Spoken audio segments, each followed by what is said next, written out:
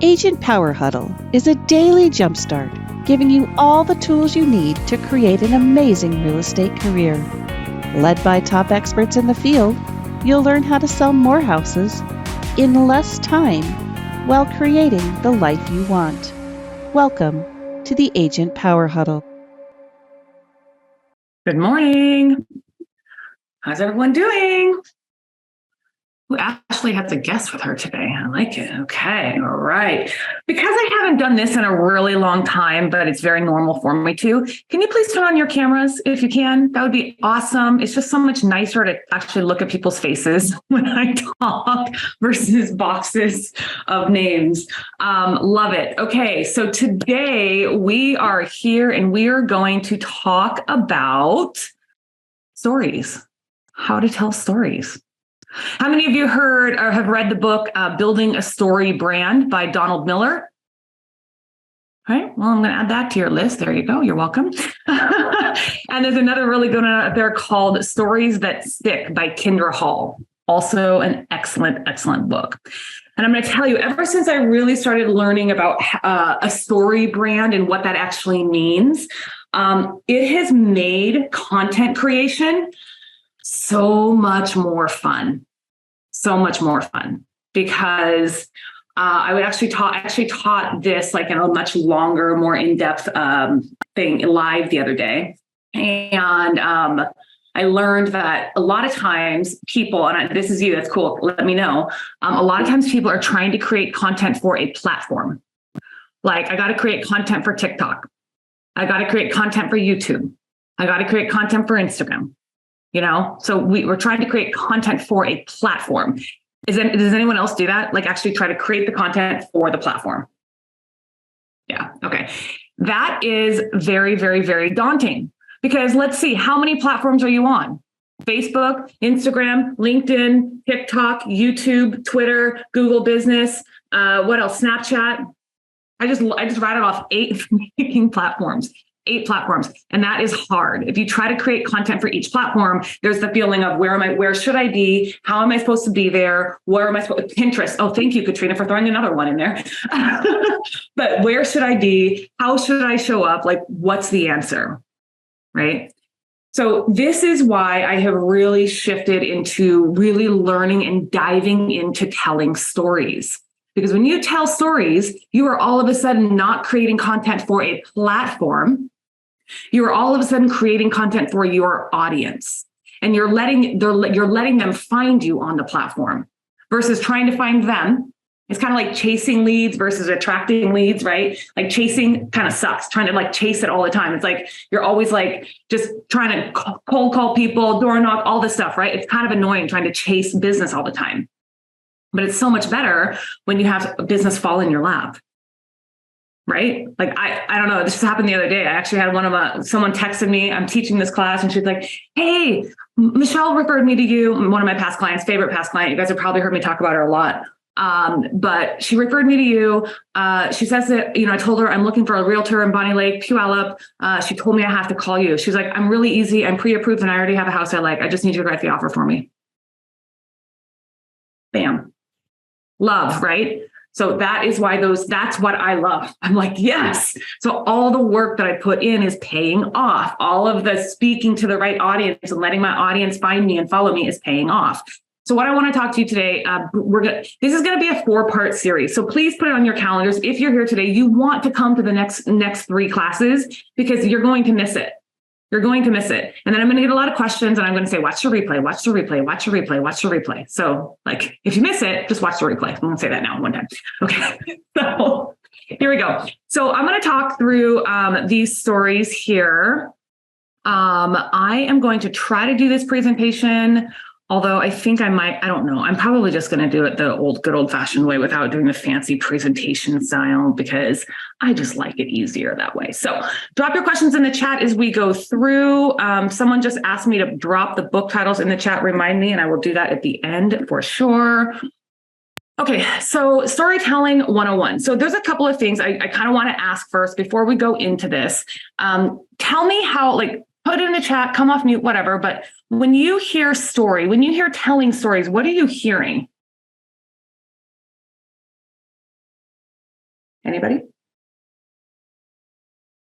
Anybody? Anybody? Sharing experiences, lifestyles, right? Sharing experiences, lifestyles, love it. You hear like once upon a time, do you hear like narrative, do you hear anecdotes? Anecdotes is another word for it, right? Now, personal insight on experiences, yes. Leaning in, love it. Ellen, I love that. I immediately think facts tell, stories sell. Yeah, very true. Something that captures my attention, I'm hooked, right? That is what a story is. So all of these are great because like Lenora just put in there, something that captures my attention, I'm hooked. This is fantastic because guess what? When you can capture someone's attention and hook them on what you're saying, you can tell them all they need to know about your business. Like you're gonna get hooked. You just like Ellen put, I lean in. Yeah, I lean in. When someone tells me a really good story, when I hear someone's like experiences, when I want to know more, I am just naturally a very curious person. Like I like to always know. So I ask a lot of questions and I'm like, why, what, huh, how, who, like all the time, because I just want to know. So we're going to talk a little bit about, there's 5 types of stories and it depends on who you follow, who you read, whatever. These are what I am describing as 5 types of stories. Okay. And we're going to talk today about the personal story, because the reality is I can go through all of these stories for you, but this is a really long presentation. It took me 2 hours to do this the other day, and I just don't have that today. Hence why we're going to do it in 4 sessions. So we're going to talk today about the personal story. But before we do, just know that there are 5 types. And some of these types kind of overlap a little bit. You'll see that as we move on here. But there's the value story, the purpose story, the brand story, which iPhone Jessica just put in there, yes, the customer story, and the personal story. Okay. All of these are something we're going to go into in a little bit more detail, but I really want to talk about the personal story most in depth today, mostly because this is the one where there's a lot of hesitancy. And I think this is the most powerful story. The personal story is the most powerful story. This is the one where you really can connect and really get the right people drawn to you. So let me go right over there. So let's just define a personal story. Okay. The personal story is your unique perspectives, values, and growth. They highlight your moment, those significant moments in your life, those challenges, those transformative events that you've gone through that help you give insights, share lessons, and inspire others. That is literally what a personal story is. It is like the definition of a personal story. It is all about you. That's it. No one else. This personal story has nothing to do with anybody else. It is literally all about you. So let's talk. I want to share this little thing that I saw yesterday because I think it was really powerful. It really spoke to me when I watched it yesterday. So let's watch this real quick.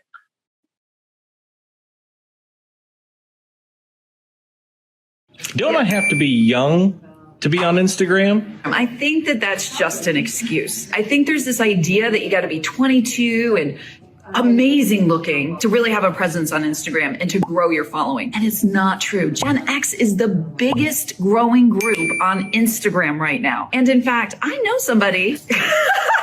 There she is. She is not 22. I am Gen X, baby, all the way. You're not 32. I'm not 32. I'm not 42. I'm not even 52. And we're going to stop at that. All right, there we go. We're stop right there. The amazing Amy from Auburn, right? Amy, do you have to be young to be on Instagram?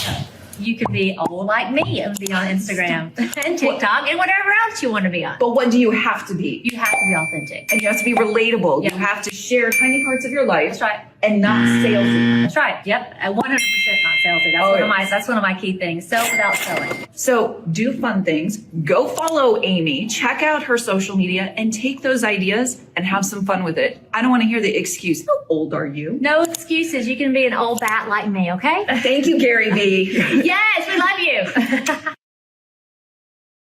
Okay. So did that speak to anybody else? First of all, I love Amy Barton-Cottney. She's phenomenal. I follow her all over TikTok, Instagram, Facebook. She's freaking hilarious. She is awesome. But the thing that I took the most from that I'm hoping you took from that is it really doesn't matter how old you are, what you look like, whatever. That doesn't even matter. What matters is the authenticity and the relatability, right? And that's where the personal story comes in. Because if you don't have a personal story, if you are one of those people who post pictures of the houses all the time, that is not personal. That is not personal, because there are 40 people on this call who can post pictures of houses all day, every day. So there is nothing different about that. What makes you different, what makes you unique is your story. So let me go back to my presentation. I was once told to stop coming off, to stop the whole share and back and forth, but whatever. I don't listen. So there are a few elements to a personal story that you have to think about when you're telling the story. And these are really good questions to start write these down, because these questions are when you're starting to think about telling your stories, when you're starting to think about identifying stories on other people's content, right? You want to ask these questions. Okay, I'm going to answer the first one for you. Whose story are you telling? Well, I mean, the word is personal. So that means you. You are telling your stories. Now, there's other story types that we'll talk about in following weeks that talk about telling other people's stories. But for this type of story, this is your story. It is your experience, your perspective. And that's it. No one else. No one else. The other thing that's really important when you're thinking about a personal story is what's the setting? Where and when did this happen? What was going on when this happened? I'm going to share a personal story example here in just a minute. I want you to kind of think of all of these questions that I'm asking, because I think the example that I share is going to show you why, how it's going to kind of identify all these elements here. But it's really important when you're thinking of telling your story, you have to make sure it's your story. And you also have to make sure it's very clear when this happened, because you guys, a life story is not one big novel. I mean, even people who write life stories. Oh my God, is my dog okay? Hey, are you okay? She just jumped for no reason. Weird. My dog is weird. Anyway, even people who tell their life stories, they tell it in more than one book. Right now I'm listening to Michelle Obama's The Light We Carry, which is a phenomenal book. It's a sequel to her first book, Becoming, which I loved. But in that first book, Becoming, she did not tell her whole life story. She had to do a second story to follow up with it. So you have to think about that. Each story that you tell has a different backdrop. It has a different experience behind it. As you grow, as you learn, as you age, as you gain wisdom, your experience could be very similar, but the backdrop's going to be different, right? Because you have more knowledge. The other thing you want to think about when you're telling a personal story is you've got to be super clear about what challenges or conflicts did you come up with? What did you encounter when you were doing this? When you're going through this, how did this help? How did you navigate this particular experience in your life? Really, really, really important. Because when you're doing this, the whole story is sell, right? Is it Katrina? Did you just say that? Facts tell, stories sell? Yep. Right. And especially in a business like ours, when we're based on relationships, right? You have to be able to explain how you overcame this experience in your life or this challenge in your life, because you want to sell people. You want to sell people on your story and how you are the best person for them. That's why. And the only way they're going to believe you is if you can share your exact challenges. The transformation is going to be a super important element of a personal story. How did you actually evolve? What actually happened? What did you actually learn from these experiences? This isn't just I went to the store and I bought apples and spinach and bananas. That's boring. Okay. I got into real estate because I really loved houses. That may be true why you got into real estate, but as you get into real estate, you start to learn there's a lot more to why you stayed in real estate, right? The reason that I got into real estate is very different than anybody else's reason, because it's mine. So, and then how do you when you're talking and you're sharing these stories, you got to be able to share how you actually grew from it. So when I first got into real estate, it was for this. The reason I stay in real estate is because of this. Right. And then the final one is what message are you trying to convey with your personal story? And what impact does it have on the audience? And I'm going to tell you a little bit of a personal story here because it's going to lead into this video here. So the reason I got into real estate was because, I don't know if any of you have heard my story. I was want to make $500 extra because I was so tired of being broke all the time. I was so tired of like working in corporate America and living paycheck to paycheck. It sucked. Right. And so I was just like, let me DoorDash. I don't even think DoorDash was the thing back then. I'm kind of old, so whatever. But I don't even think DoorDash was the thing. So I think it was like Lyft. I think I actually signed up to drive Lyft or Uber at the time because I was like, well, let me just make a little bit of extra money because I had read Tony Robbins' book, Money Master the Game, like trying to learn like how to get rich. Right. And in his book, he said, you've got to find the one thing in life that you're truly passionate about and monetize it. And I was like, okay, well, I'm not passionate about driving, but I can make an extra $500, right? His other thing was like, you got to give up the luxuries. Like if you have a car payment, get rid of the car. Like, no. I love my car. So I'm never getting rid of my car. So I said to my mom, who actually, I grew up in the real estate industry. My mom was in the business, still is in the business. And I was like, Mom, do you think that I can make an extra $500 a month if I sell real estate? And she was like, well, cumulatively, yes. She's like, I don't know if I'm not very, it's hard to make it consistently, but yes, you could do it cumulatively. So I was like, okay. And the gateway into real estate is really low cost, right? It's really not that expensive. I mean, you pay $600 for school, you pay like, it's maybe $1,200 to get into real estate, at least in Washington state, right? So that's why a lot of people try to get into the business because like, it's not very expensive to get in. It's expensive to stay in. Okay. So I was like, well, okay, cool. Well, I'll go ahead and spend a couple $100. And I finally ended up getting my license. It took me 2 years. I'm one of those people. I just procrastinated. And believe it or not, I'm actually a big procrastinator, which is why I have to implement so fast. Because if I don't, I will wait forever to do so. So anyway, so I finally got my real estate license. And that is actually why I got into the business, because I wanted to get out of the paycheck to paycheck cycle. But the reason why I've stayed in real estate now and my purpose for staying in real estate and the purpose for growing and now being where I'm at in my business has grown exponentially. Now I look back and I look at the fact that when I was 22 years old, I was up to my eyeballs in debt. I was one of those people. I went to college and a college campus. You want to apply for a credit card? Sure. No income. Cool. No problem. Want to get a line of credit? Sure, no problem. I think by the time I was 21 years old, I had about $20,000 in revolving credit card debt. Then I went in and I bought a brand new vehicle, okay, because I wanted to keep up with the Joneses. And I had another, $30,000 in debt. Then, because I couldn't figure out how to make it work, I got payday loans. I had up to 5 payday loans out at one time. Insane. And my phone, the only time it would ring was when people wanted money from me. It was a horrible cycle. So I had a friend, she was like, Lynea, I think the only way you're ever going to be able to get out of this is to file bankruptcy. And I was like, okay, why not? I'm 23 years old. Let's file bankruptcy at the age of 23. Because what's going to happen, it's going to make my phone stop ringing, right? I can just write off all that debt. Well, did you know that after you file bankruptcy, all of a sudden you are high interest for a lot of people. They're like, oh, I want her. I can get more money from her because now I can finance another new car with an 18% interest rate.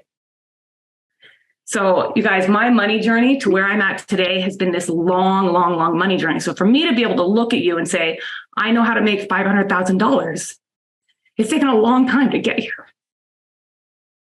And the fact that I can make $1 million and I know now how to make $2 million and I can see it and I can do it and I can actually implement the systems to put it in place to do it. 22-year-old Lynea would never have said that. That is why a personal story is powerful, because I can teach people the power of buying real estate. I can tell you that the thing that changed the game for me was buying a house. I bought a house and all of a sudden I was not worried about making payments anymore. All of a sudden, I was like, oh my God, I have a nest egg. I sold that house. And all of a sudden I was like, holy cow, look what real estate can do. Look what it can do. It can change your life. That is why I stay in real estate. And that is why I'm so passionate about helping other people grow and stay in this industry and not leave this industry, because the power that we can make, the impact that we can make on people's lives, there is nothing like that. There is no other industry that I have ever seen that can actually impact someone's life in a positive way, the way that we can. That is why when I hear real estate agents saying that they're struggling, and I hear people saying that they want to get out of the business and they don't know what to do, that I'm like, oh my God, no, stop, don't do that. We can fix that. We can change that. And what changed that for me, what changed my money habits for me was systems. Systems. So that is why I'm so passionate about systems and stories and having everything be systematic, because if it's systematic, you don't have to worry about it. You set it and forget it. My money nowadays is on a system. It is strategically, systematically set aside and saved and allocated and planned for everything that's coming up. So that is why I'm passionate about it. Now you know. So I want to share with you a little bit more about this and why this personal story is so powerful, because a lot of you really heard my story just now. You never heard that story before. A lot of people just have no idea. A lot of people just sit over here and thinking, God, how did she do it? I was born like this. No, I'm kidding. I was not born like this. It's lots of struggle, guys. A lot of disheartening. I didn't even want to pick up my phone. There were times when I didn't even want to pick up my phone. I was in this deep state of depression because the only time people wanted to talk to me were because they wanted money from me. That sucks. It sucks. Okay, so let's go through, Nina, I'll get to you in just a minute here. But I want to share with you why this story is so powerful. Did you learn every single one of these things about me just now? Who's the story about? What was the setting? What was the challenge? What was the transformation? And what was the message? That is a personal story. And this is why this is an example of telling a personal story online. Uh-oh. It wasn't that long ago that I could even talk about money without feeling shame. There were so many feelings of embarrassment, humiliation, guilt, inferiority, fear of judgment or criticism, regret, inadequacy, self-consciousness, self-doubt, anxiety. Does any of this sound familiar? Let me tell you, my financial journey to where I am today has not come without pain, lots of pain, sacrifice, dedication, commitment.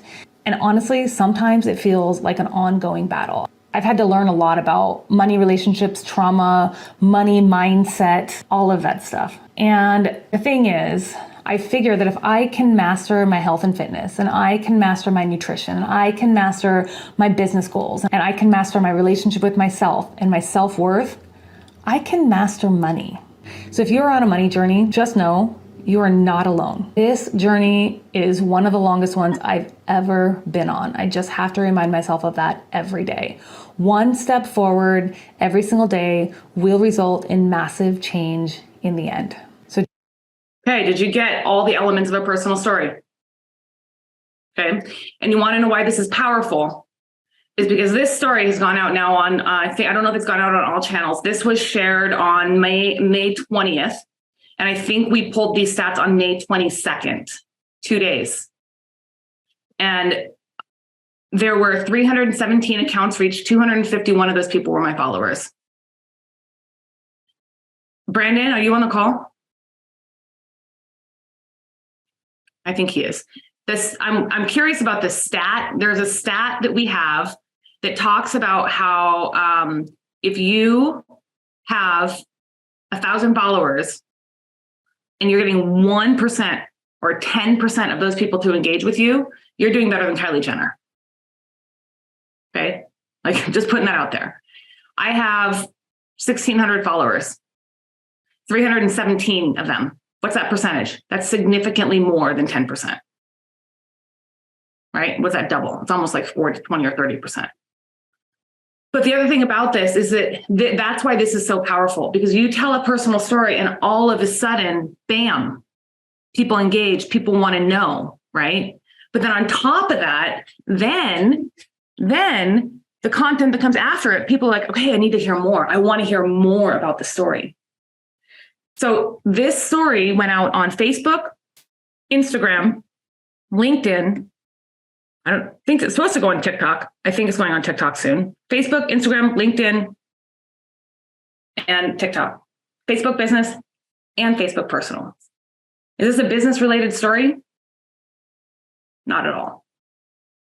Literally nothing about that story is a business related story. Nothing about my money story is business related. However, it tells you a lot about me. It tells you a lot about, and I'm going to connect with the right people. The right people are going to want to know. The right people are going to want to know more about how I've been able to implement systems that took me from being in debt up to my eyeballs, filing bankruptcy at the age of 23 to now making over $500,000 a year.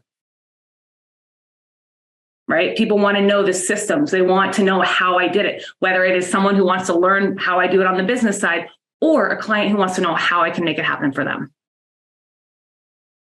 Right? So that is why the personal story is so powerful. And yes, Katrina says the right people are going to trust you with their money and selling your house. Yeah, you have to trust me with your money because I'll tell you what, I've learned a lot about managing money and other people's money. And now I have clients who literally tell me, okay, here's my budget, spend it. And you better believe I know how to spend it. I did not go on these last 2 houses that I had a client give me their budget and said, this is how much you can spend to get it ready for market. I did not even go a penny over, not a penny over. So the other thing I've learned through all of this is how to negotiate. How do you negotiate cost? How do you save money? How do you cut? How do you cut? There's so many things that you can learn from a person's personal story. So whatever your personal journey is, whatever your personal story is, find the pieces that really help you identify who you are, because those are going to make the biggest impact in people. The biggest impact. Nina, did you still have a question? I know your hand was up earlier. Yes. Are you going to share your slides? Or can you share that one slide? I'll share the slides with the questions. Yeah. Thank you so much. Share the whole presentation, but no, that's okay. Yeah, we'll put the questions into a PDF for you and put that in the group.